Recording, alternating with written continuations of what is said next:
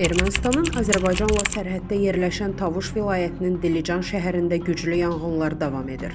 Qlobal İnfo xəbər verir ki, erməni deputat Qarnik Danielyan mövcud qüvvələrin kifayət etmədiyini, əlavə köməyə ehtiyac olduğunu bildirib. Bundan sonra sosial şəbəkənin erməni segmentində yanğının söndürülməsi üçün Azərbaycandan yardım istənilməsi təklif olunub. Şəbəkə istifadəçiləri qeyd ediblər ki, bu məqsədlə Azərbaycan Fövqəladə Hallar Nazirliyinə müraciət etmək mümkündür.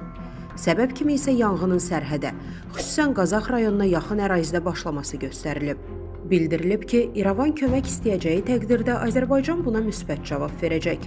Əldə etdiyimiz məlumata görə, belə hallarda məsələ dövlət başçıları səviyyəsində həll olunur. Yəni, rəsmi Bakının müvafiq istiqamətdə yardım göstərməsi üçün Ermənistan rəhbərliyi Azərbaycana müraciət etməlidir. Yalnız bundan sonra sözügedən müraciət dəyərləndirilə və zərurət olarsa müvafiq addımlar atıla bilər. Əziz izləyicilər, xəbərlərdən məlumat əldə etmək üçün kanalımıza abunə ola bilərsiniz.